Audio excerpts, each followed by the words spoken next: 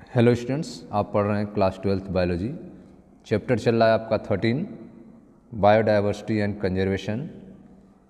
आज हम लोग पढ़ेंगे पैटर्न ऑफ बायोडाइवर्सिटी के बारे में, तो ध्यान समझिएगा। तो आइए स्टार्ट करते हैं।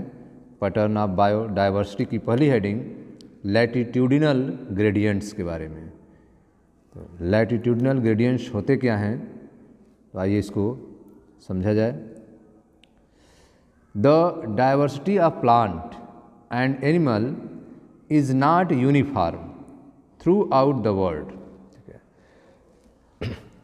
प्लांट और एनिमल की जो डाइवर्सिटी है वह पूरे वर्ल्ड में एक समान नहीं है। The diversity of plant and animal is not uniform throughout the world, but so a rather uneven distribution. ठीक है, लेकिन यह जो है अनइवन डिस्ट्रीब्यूशन को दिखाता है।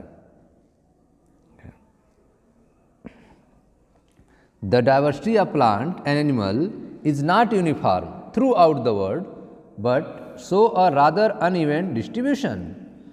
जंतु और पादपों की विविधता संपूर्ण विश्व में समान न होकर असमान वितरण दर्शाती है। The diversity of plant and animal not uniform throughout the world but show a rather uneven distribution. For many group of animals or plants there are interesting pattern in diversity. ठीक है, तो बहुत सारे animal और plant में there are interesting pattern in diversity, उनके diversity में एक इंटरेस्टिंग पैटर्न देखने को मिलता है। The most well known being the latitudinal gradient in diversity. जो सबसे महत्वपूर्ण डाइवर्सिटी हमें देखने को मिलती है वह लैटिट्यूडिनल ग्रेडियंट में देखने को मिलती है। The diversity of plant and animal is not uniform throughout the world but show a rather uneven distribution। Plant और एनिमल की डाइवर्सिटी संपूर्ण विश्व में समान न होकर अनइवन डिस्ट्रीब्यूशन दिखाती है, असमान वितरण दिखाती है। For many group of animal or plants there are interesting pattern in diversity, the most well known being the latitudinal gradient in diversity. बहुत से एनिमल्स और प्लांट के ग्रुप में, ठीक है, इंटरेस्टिंग डाइवर्सिटी मिलती है, जिसमें मुख्य रूप से लैटिट्यूड पर डाइवर्सिटी में क्रमबद्ध उतार चढ़ाव होता है, क्रमबद्ध प्रवणता पाई जाती है, लैटिट्यूडिनल ग्रेडियंट पाया जाता है। ठीक है, जिसे ग्रेडियंट इन डाइवर्सिटी कहेंगे। कहाँ पे? लैटिट्यूड पे। In general, species diversity decreases as we move away from equator toward the pole। ठीक है, तो जैसे ही हम इक्वेटर से पोल की तरफ जाएंगे यह डाइवर्सिटी जो है घटती जाती है। In general, species diversity decreases as we move away from equator toward the pole। Equator से, भूमध्य रेखा से हम ध्रुवों की तरफ जब जाएंगे तो स्पीसीज की डाइवर्सिटी जो है वह घटती जाती है। ठीक है, आप पढ़ रहे हैं पैटर्न ऑफ बायोडाइवर्सिटी के बारे में।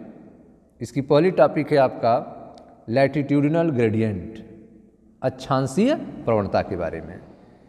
इसमें आपने देखा कि एनिमल्स और प्लांट की डाइवर्सिटी जो है वो पूरे वर्ल्ड में समान न होके असमान रूप से हैं, अनइवन डिस्ट्रीब्यूशन दिखाती हैं। बहुत से एनिमल्स और प्लांट के ग्रुप्स में यह डाइवर्सिटी बहुत इंटरेस्टिंग होती है और वे लैटिट्यूड डाइवर्सिटी में उतार चढ़ाव देखने को मिलता है, प्रवणता देखने को मिलता है। और सामान्यतः जब हम इक्वेटर से पोल्स की तरफ जाते हैं तो स्पीसीज की डाइवर्सिटी जो है वो घटती है। With very few exception tropics इसके कुछ एक्सेप्शंस भी हैं।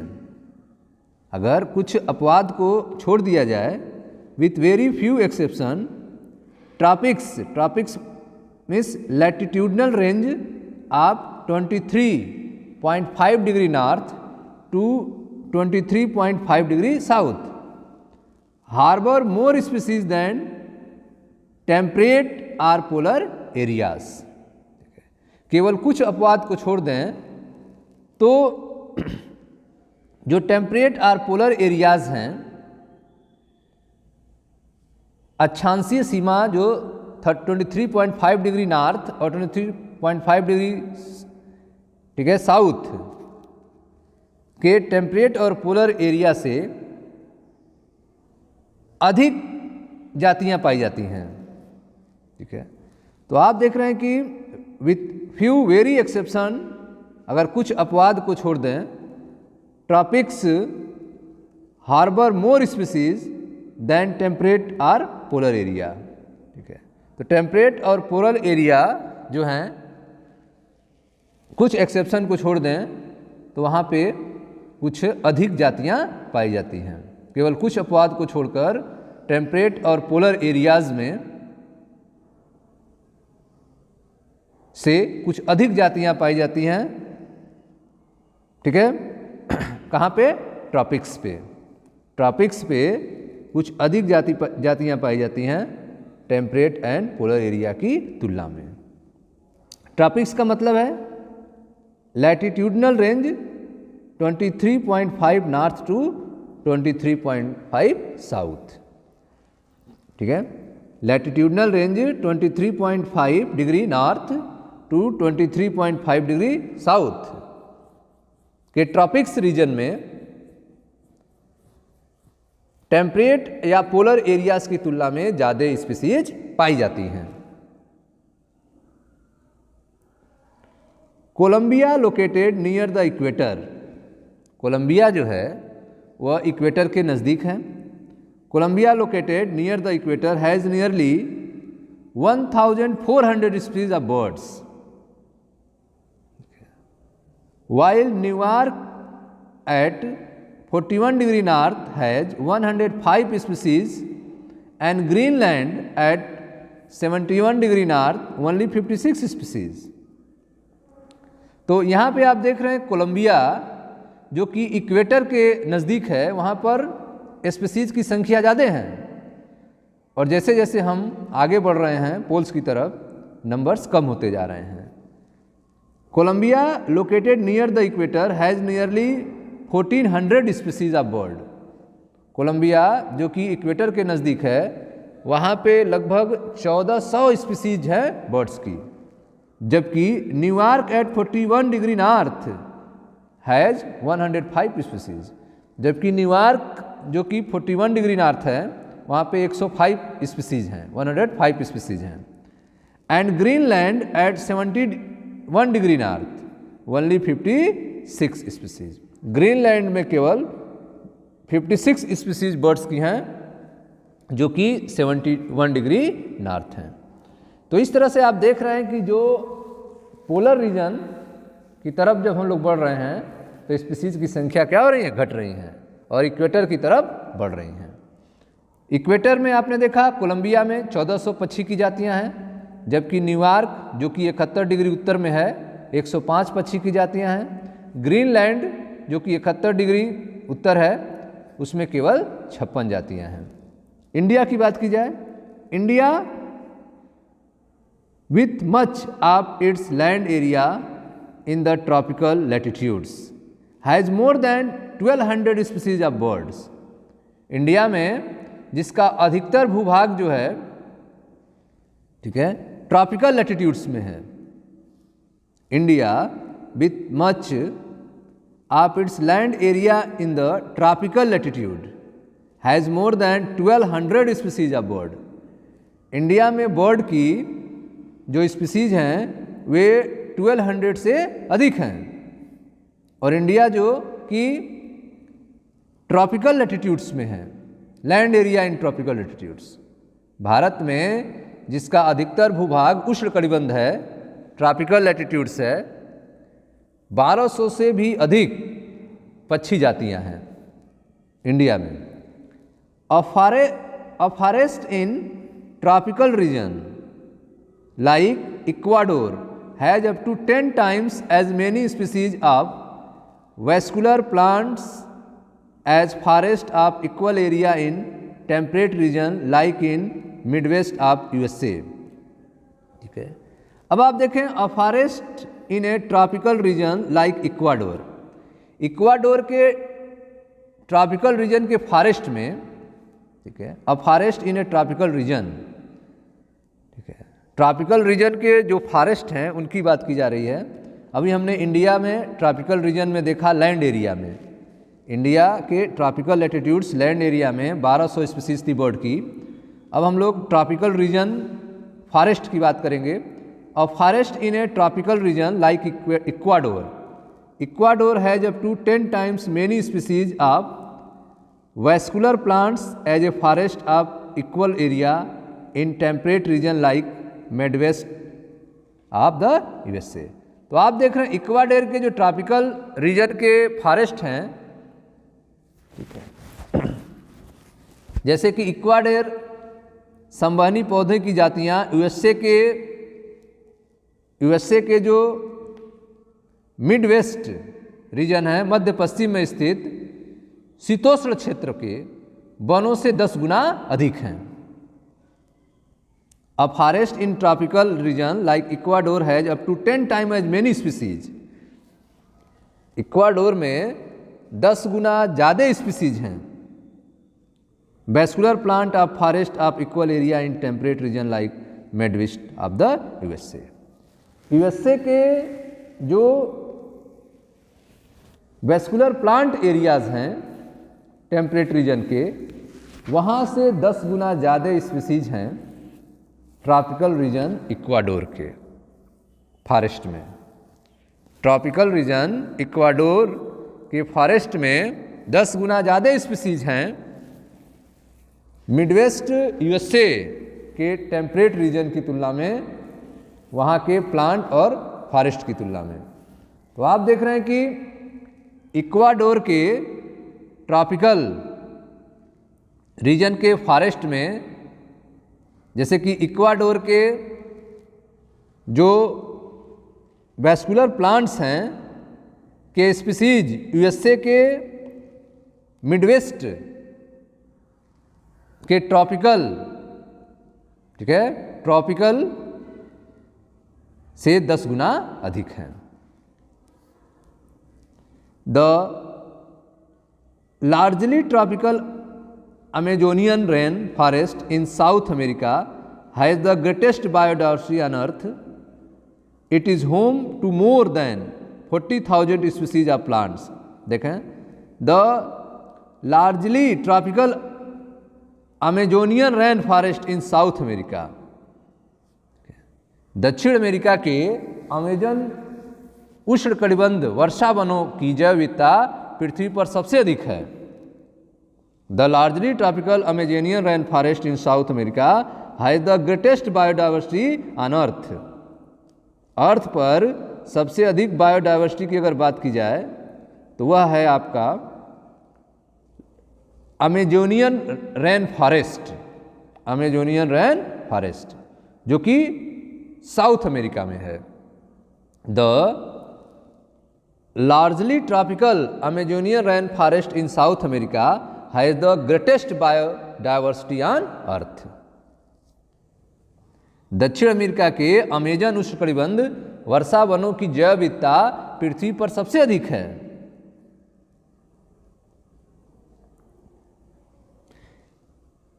It is home to more than 40,000 species of plants, 3,000 of fishes, 1,300 of birds, 427 of mammals, 427 of amphibians, 378 of reptiles, and of more than 1,25,000 invertebrate।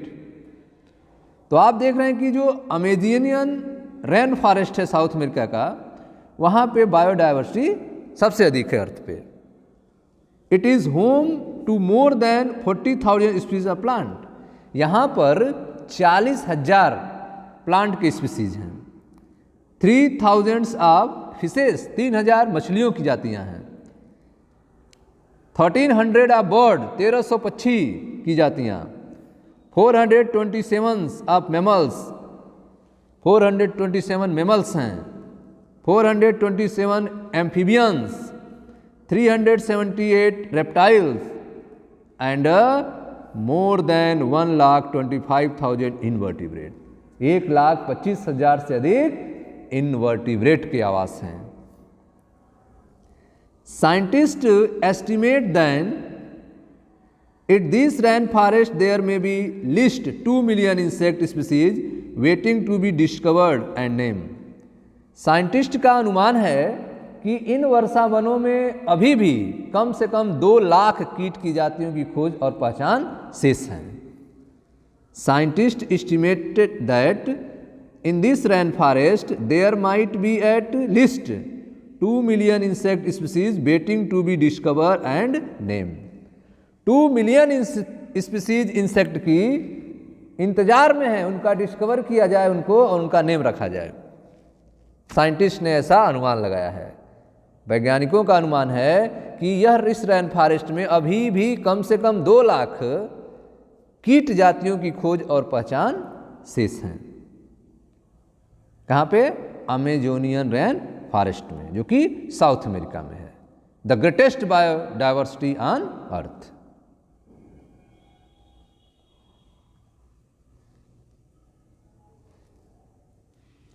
What is so special about tropics that might account of their greater biological diversity?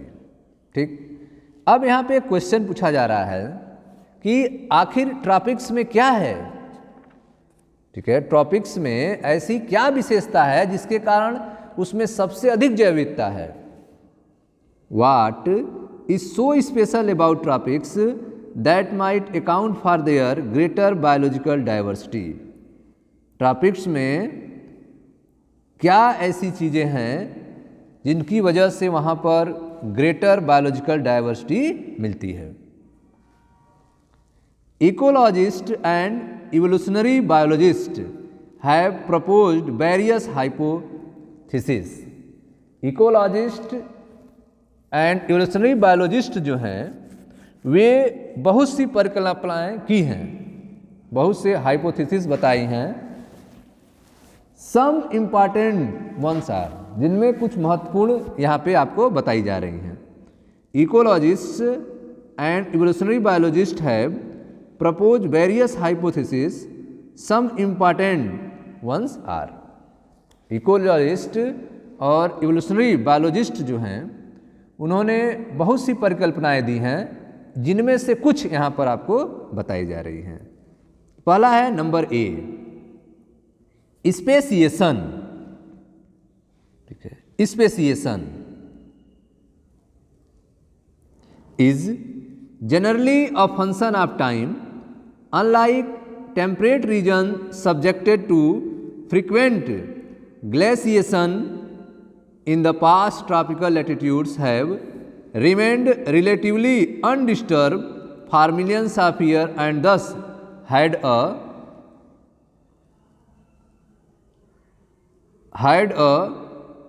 evolutionary time for species diversification। देखें, पहला reason बताया गया है कि tropics region में species की संख्या इतनी अधिक क्यों है, तो पहला रीजन है स्पेसिएशन।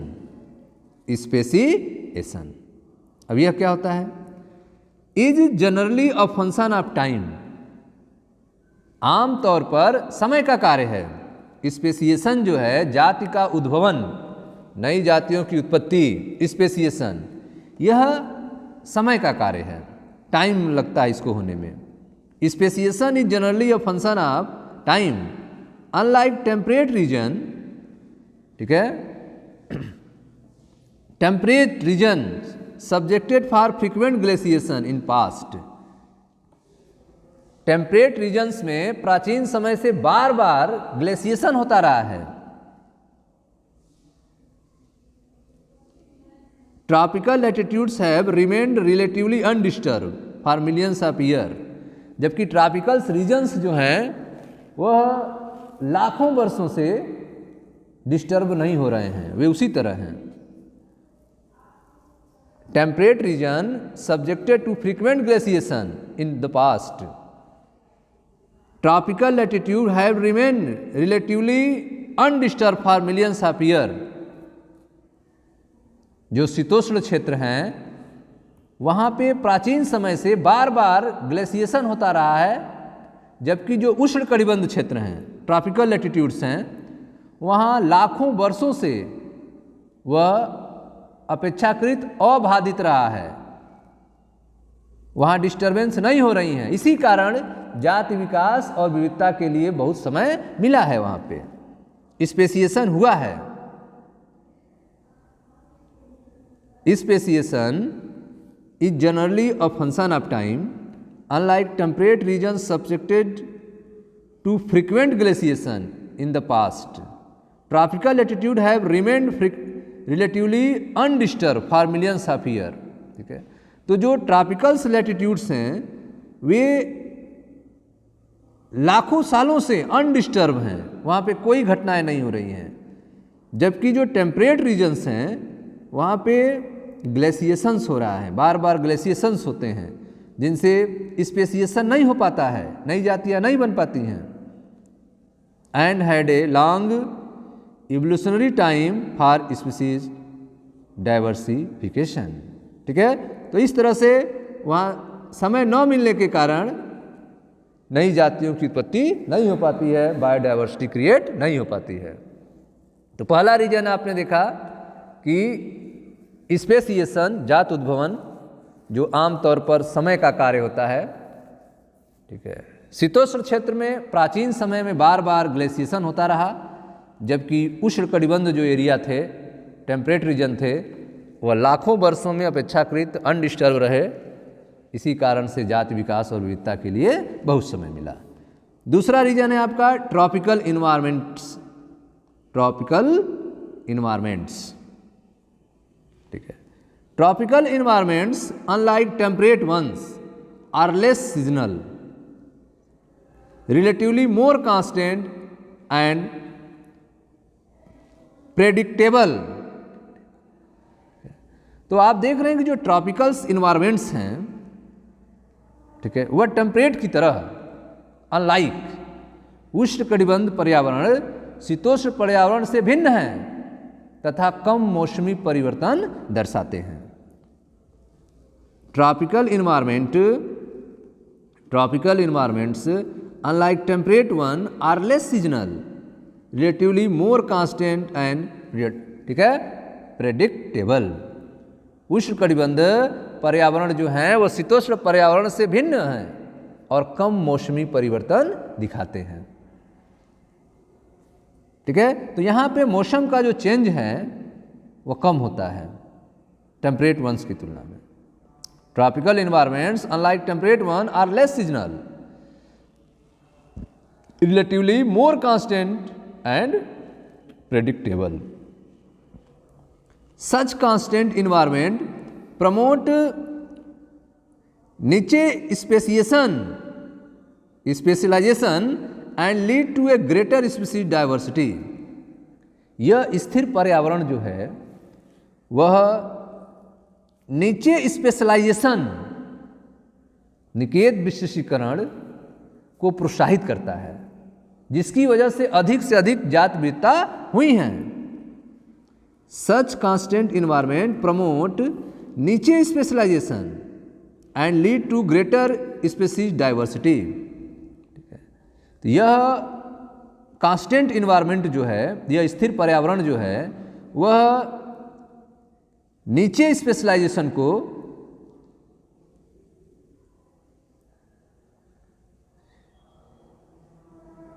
प्रोत्साहित करता है, जिसकी वजह से अधिक जात विविधता हुई है। नेक्स्ट जो रीजन है C, there is more solar energy available in tropics.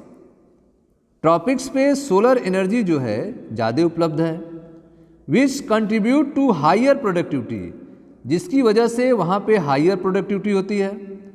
This is turn might contribute indirectly to greater diversity, जिसकी वजह से वहाँ पर अधिक से अधिक डाइवर्सिटी उत्पन्न होती है। तो आप देख रहे हैं कि उष्णकटिबंध क्षेत्रों में अधिक सौर ऊर्जा उपलब्ध है, ठीक है। जो ट्रॉपिक्स हैं वहाँ पे सोलर एनर्जी ज़्यादा अवेलेबल है, उपलब्ध है, जिससे प्रोडक्टिविटी अधिक है, जिससे इनडायरेक्ट रूप से अधिक बायोडाइवर्सिटी का होना है। तो यह आपने 3 रीजन देखा जो कि बायोलॉजिस्ट और इकोलॉजिस्ट के द्वारा, इवोल्यूशनरी बायोलॉजिस्ट और इकोलॉजिस्ट के द्वारा बताया गया था। ये 3 रीजन है जिनकी वजह से ट्रॉपिक्स पे स्पेशलाइजेशन ज़्यादा होता है, बायोडाइवर्सिटी ज़्यादा होता है, ठीक है। तो इकोलॉजिस्ट और इवोल्यूशनरी बायोलॉजिस्ट की बहुत सारी परिकल्पनाएं हैं, हाइपोथेसिस हैं, लेकिन उनमें 3 मुख्य हैं। पहला है आपका स्पेसिएशन, जाति उद्भवन, ठीक है। और यह जो स्पेसिएशन है यह समय का कार्य है, रिलेटेड टू टाइम। इसमें बताया गया कि जो टेम्परेट रीजन है और जो ट्रॉपिक्स हैं, टेम्परेट रीजन में बार बार ग्लेशिएशन होता है, जबकि ट्रॉपिक्स पे मिलियंस ईयर तक कोई डिस्टरबेंस नहीं होती है, जिसके कारण वहाँ पे स्पेसिएशन होता है, डाइवर्सिटी क्रिएट होती है। ट्रॉपिक्स का जो इन्वायरमेंट है वे टेम्परेट इन्वायरमेंट से भिन्न होता है, और ट्रॉपिक्स पे इन्वायरमेंटल चेंज, ठीक है, कम होते हैं, ठीक है। ट्रॉपिक्स पे इन्वायरमेंटल चेंज कम होते हैं, यहाँ पे कांस्टेंट इन्वायरमेंट होता है, जिससे निक स्पेशलाइजेशन को प्रोत्साहन मिलता है और अधिक से अधिक बायोडाइवर्सिटी हुई है। ट्रॉपिक्स पे सोलर एनर्जी ज़्यादा मिलती है, जिससे प्रोडक्टिविटी बढ़ती है और इनडायरेक्ट रूप से बायोडाइवर्सिटी इंक्रीज करती है।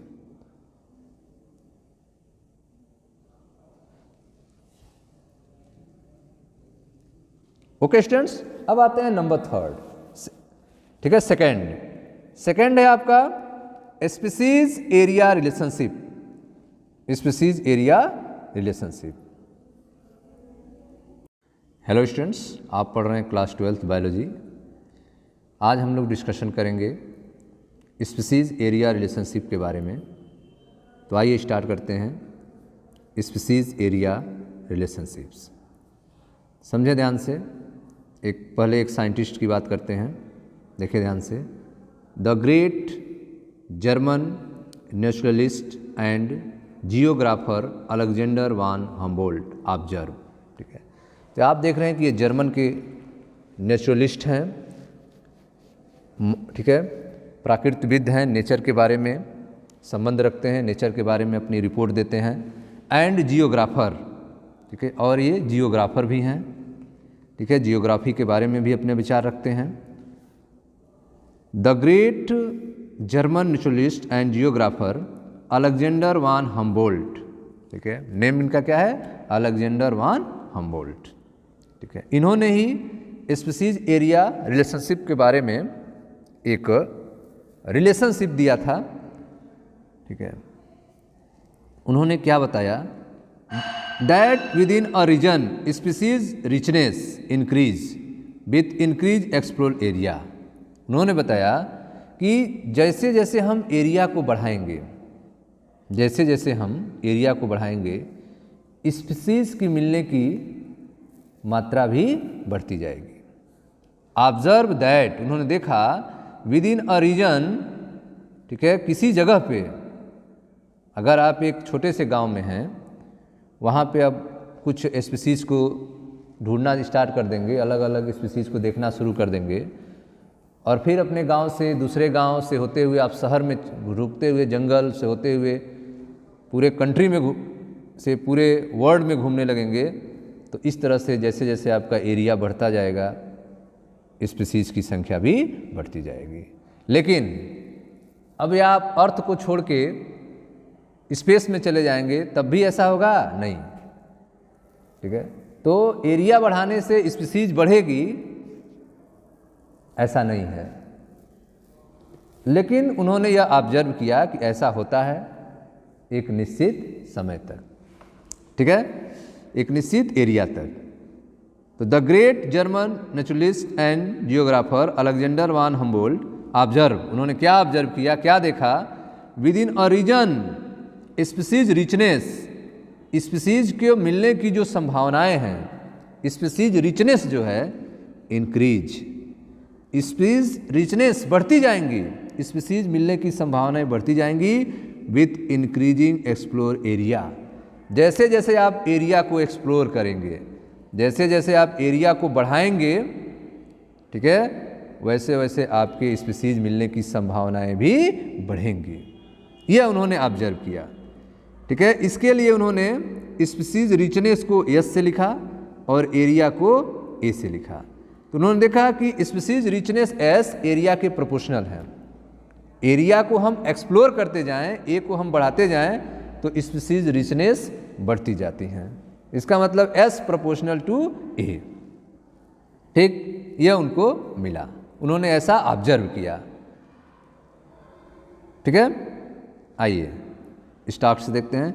During his pioneering and extensive exploration in the wilderness of South American jungle, ठीक है। तो आप देख रहे हैं कि साउथ अमेरिकन जंगल के गहन अन्वेषण के समय वे साउथ अमेरिकन जंगल में घूम रहे थे, ठीक है, उनका गहन अन्वेषण किया, उसके बाद वे अपने ऑब्जर्वेशन दिए। During his pioneering and extensive exploration in wilderness South American jungle, South American जंगल में गहन अन्वेषण के समय, exploration in wilderness in South American jungle, the great German naturalist and geographer Alexander von Humboldt observe. देखिए क्या observe किया, क्या उन्होंने जंगल में घूमते हुए उन्होंने पाया, उन्होंने देखा कि जैसे जैसे हम एरिया को एक्सप्लोर करेंगे, increasing explore area, species richness भी बढ़ती जाएगी, एस प्रोपोर्शनल टू ए। उन्होंने एक ग्राफ बनाया, आप देख रहे हैं ये आपका एक्स एक्सिस है और ये आपका वाई एक्सिस है। वाई एक्सिस पे उन्होंने स्पीसीज रिचनेस को लिया, स्पीसीज अमाउंट, स्पीसीज रिचनेस, कितनी स्पीसीज मिल रही हैं, और एक्स एक्सिस पे उन्होंने एरिया को लिया, ठीक। जैसे जैसे एरिया बढ़ेगी स्पीसीज रिचनेस भी बढ़ेगी, एस प्रोपोर्शनल टू ए। अब आप जानते हो कि जब हम प्रोपोर्शनलिटी को हटाते हैं तो कांस्टेंट आता है, ठीक। तो एस प्रोपोर्शनल को अब इक्वल कर रहे हैं, यहां पर एक कांस्टेंट आया सी ए पावर जेड, ठीक है। अब हो गया S equal to C A power Z, ठीक। अब हम लोग एस के बारे में आप जानते हैं, स्पीसीज रिचनेस, जाति समृद्धि, और ए क्या है, एरिया, ठीक। सी क्या है, कांस्टेंट है। अभी हम बात करेंगे क्या क्या कौन चीज है, ठीक है। तो उन्होंने क्या ऑब्जर्व किया, उन्होंने देखा कि जैसे जैसे हम एरिया को इंक्रीज करेंगे स्पीसीज रिचनेस बढ़ेंगी, जातियां मिलती जाएंगी, but only up to a limit, लेकिन एक लिमिट है उसका। ऐसा नहीं है कि आप स्पीसीज रिचनेस के लिए एरिया बढ़ाते जाएं और आपको स्पीसीज रिचनेस बढ़ती जाएंगी, जातियां मिलती जाएंगी, ऐसा नहीं है, एक लिमिट है। देखें ध्यान से, ग्राफ को समझें। आप देख रहे हैं ग्राफ में, यहां पे ग्राफ ऊपर जा रहा है, स्पीसीज रिचनेस बढ़ रही है, एरिया बढ़ रहा है, स्पीसीज रिचनेस बढ़ रहा है, एरिया बढ़ रहा है, ऊपर जा रहा है, स्पीसीज रिचनेस बढ़ रही है, एरिया बढ़ रहा है। इसके बाद एक टाइम आ रहा है कि जब ग्राफ स्ट्रेट हो जा रहा है, इसका मतलब अब एरिया बढ़ाने से स्पीसीज रिचनेस नहीं बढ़ रही है, एक लिमिट है, एक लिमिट तक एरिया बढ़ाने से स्पीसीज रिचनेस बढ़ती है, उसके बाद स्पीसीज नहीं मिलती हैं। यह उन्होंने ऑब्जर्वेशन बताया, ठीक है। तो जर्मनी के महान नेचुरलिस्ट और जियोग्राफिस्ट अलेक्जेंडर वान हम्बोल्ट ने दक्षिण अमेरिका के जंगल के गहन अन्वेषण के समय दर्शाया कि कुछ सीमा तक किसी क्षेत्र की स्पीसीज रिचनेस, ठीक है, एरिया के बढ़ने के साथ बढ़ती है, एरिया के बढ़ने के साथ बढ़ती है। In fact, the relation between species richness and area for wide variety of taxa, angiosperm, plant, bird, bat, freshwater fishes, turn out to be a rectangular hyperbole. तो यहाँ पे आप देख रहे हैं कि वास्तव में, ठीक है, इनफैक्ट वास्तव में the relation between species richness and area, species richness और एरिया के जो रिलेशन हैं वह हाइपरबोल हैं।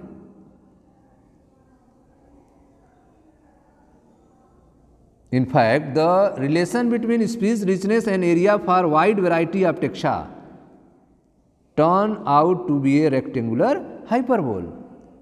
यह रेक्टेंगुलर हाइपरबोल है, यह स्ट्रेट लाइन नहीं है, यह स्ट्रेट लाइन नहीं है, यह रेक्टेंगुलर हाइपरबोल है। जैसे जैसे स्पीच रिचनेस बढ़ेगा, स्पीच रिचनेस बढ़ेगा एरिया बढ़ाने से, और एक टाइम आएगा कि एरिया बढ़ाने से स्पीच रिचनेस नहीं बढ़ेगा। जैसे यहाँ तक देखें आप, यहाँ तक एरिया बढ़ी है तो स्पीच रिचनेस बढ़ा है, इसके पास कांस्टेंट हो गया है, इसके बाद नहीं बढ़ रहा है, ठीक है। तो वास्तव में स्पीसीज रिचनेस जो है और जो टेक्सा है कि डिफरेंट वैरायटी के एरिया के बीच संबंध जो होते हैं वे रेक्टेंगुलर हाइपरबोल होते हैं, रेक्टेंगुलर हाइपरबोल होते हैं, न कि स्ट्रेट लाइन होते हैं, ठीक है। अगर स्ट्रेट लाइन होता तो एरिया आप बढ़ाते चले जाते, स्पीसीज रिचनेस बढ़ती जाती है, ठीक। तो आप जो है S equal to C A power Z, अब उन्होंने दोनों तरफ का लाग लिया। क्या लिया? लाग। दोनों तरफ का लाग लेते हैं तो लाग S, ठीक है, आपका हो जाएगा आपका लाग S, लाग S। इस साइड में भी आप लेंगे लाग C प्लस लाग A पावर जेड। ये कैसे हो गया? आप जानते हो कि log m into N equal to होता है log m plus log n, log m into N equal to log m plus log n। तो लाग s को आपने लाग लिया तो लाग s हो गया, और इधर जब आप लाग लेंगे लाग c a पावर z का तो लाग m इंटू एन के फार्मूले से लाग m प्लस लाग n के बेस पे ये हो जाएगा आपका लाग c प्लस लाग a पावर z, ठीक।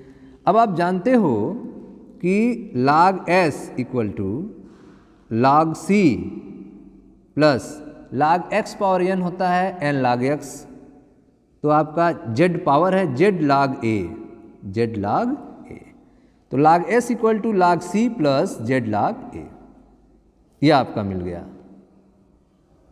लाग s equal to log c plus log z log a। अब इसको अगर हम ध्यान से देखें तो यह आपका y equal to m x plus c, जो कि एक स्ट्रेट लाइन का होता है equation, y equal to m x plus C.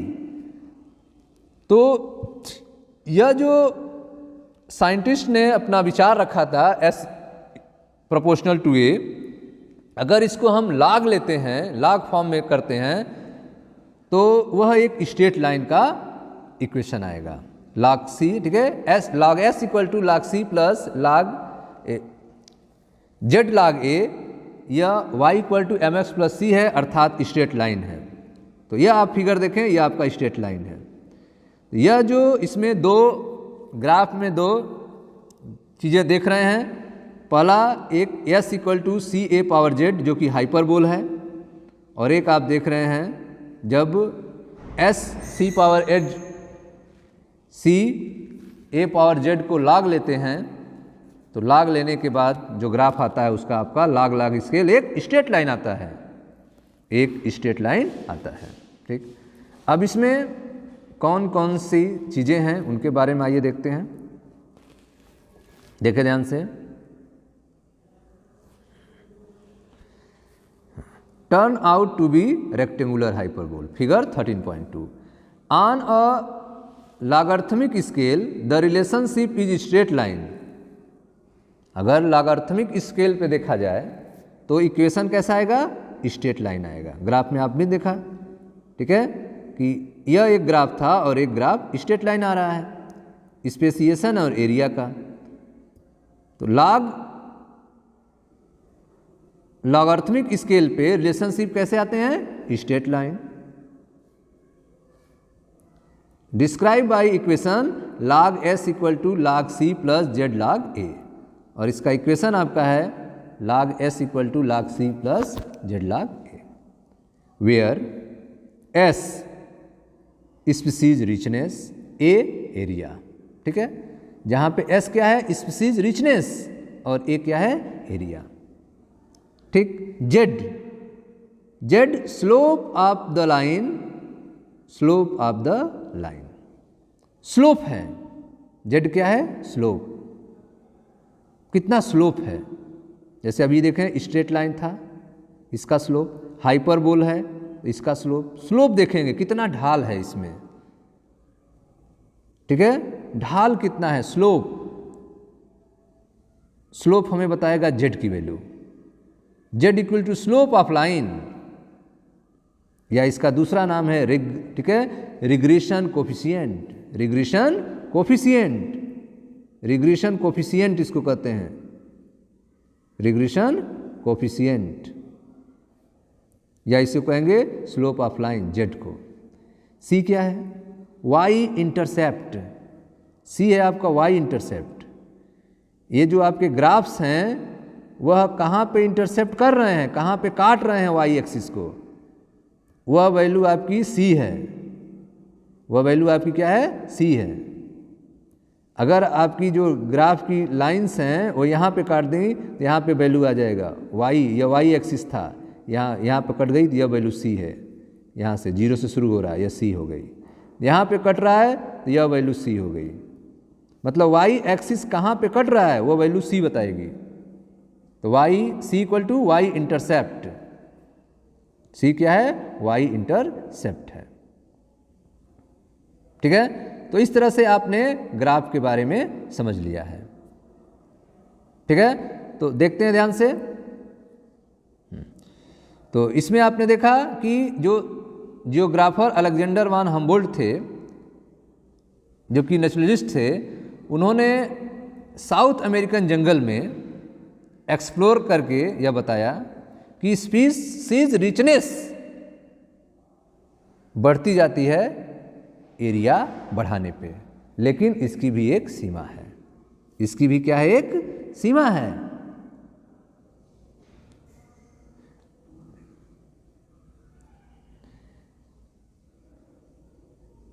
Observe that within a region species richness increase with increasing explore area, but only up to limit. In fact, the relationship between species richness and area for wide variety of taxa, angiosperm, plant, bird, bat, freshwater, turn out to be a rectangular hyperbole. क्या होगा, एक rectangular hyperbole हो जाएगा। On a logarithmic scale, the relationship is straight line describe in equation. अगर इसको logarithmic scale पे ले जाएं तो इक्वेशन कैसा होगा, स्ट्रेट लाइन हो जाएगा। Equation log s equal to log c plus Z log a कैसे हुआ है हमने आपको बताया। Where s equal to species richness, a equal to area, z equal to slope of the line, जिसे हम रेग्रेशन कोएफिशिएंट भी कहेंगे, रेग्रेशन कोएफिशिएंट भी कहेंगे, और c क्या है, y इंटरसेप्ट। आगे देखें ध्यान से।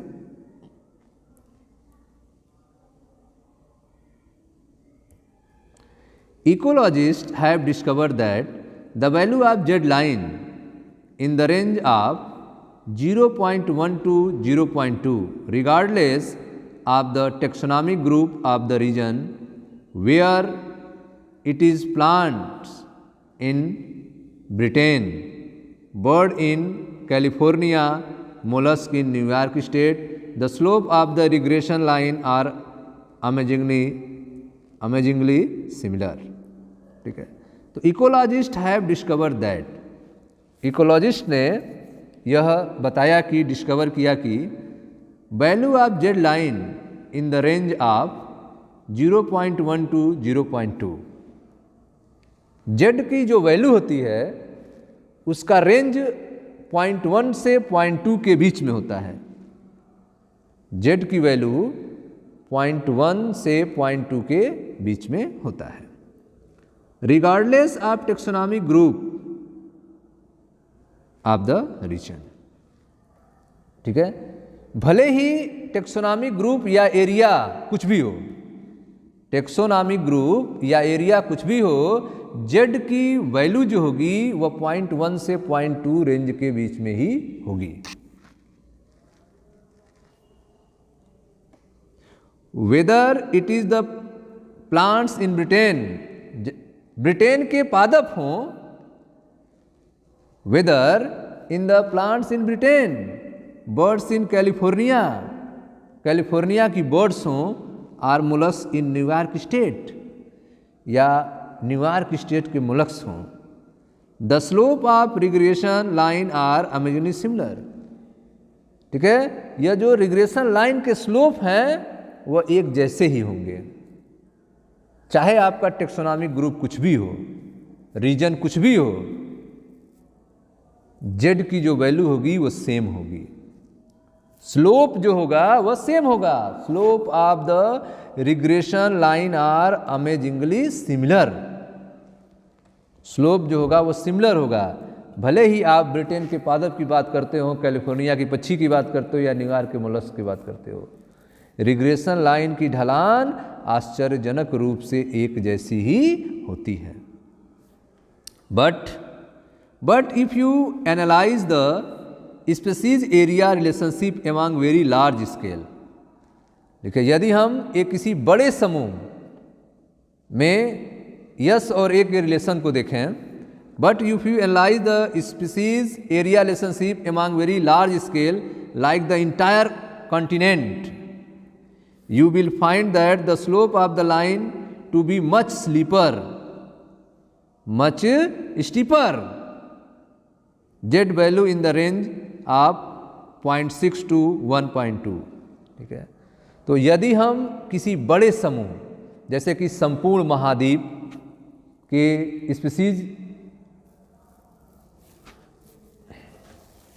स्पीसीज एरिया रिलेशनशिप को देखें तो जो जेड की वैल्यू है वह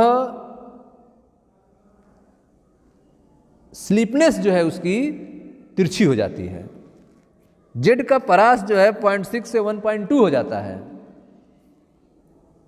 but if you analyse species area relationship among very large scale, अगर आप स्पीसीज एरिया रिलेशनशिप को एक लार्ज स्केल पे देखते हैं, बड़े स्तर पे देखते हैं, लाइक द इंटायर कॉन्टिनेंट, जैसे कि पूरे कॉन्टिनेंट को देखा जाए, संपूर्ण महाद्वीप को ले लिया जाए, you will find that the slope of line to be much steeper, जो स्लोप ऑफ लाइन होगा वह ज़्यादा स्टीपर होगा, वो ज़्यादा तिरछा खड़ा हो जाएगा। Z value in the range of 0.6 to 1.2, Z की वैल्यू जो आएगी वो 0.6 से 1.2 के बीच में आएगी। For example, for frugivorous fruit eating bird and mammal in tropical forest of different continent, the slope is found to be 1.5। Different continent के, अलग अलग कॉन्टिनेंट के, ट्रॉपिकल फॉरेस्ट के जो फ्रूट ईटिंग बर्ड्स हैं, मैमल्स हैं, उनका जो स्लोप आएगा वो 1.5 है। The frugivorous fruit eating bird and mammal in tropical forest of different continent, अलग अलग कॉन्टिनेंट के फ्रूट ईटिंग बर्ड और मैमल्स ट्रॉपिकल फॉरेस्ट के लिए slope is found to be 1.15। इनके लिए जो स्लोप पाया जा रहा है वो 1.15 पाया जा रहा है। What do steeper slope mean in this context? इस कंटेक्स्ट में तिरछी खड़ी ढलान का क्या अर्थ है? What do steeper slope mean in this context? Answer दीजिएगा कमेंट बॉक्स में। Okay students, thank you.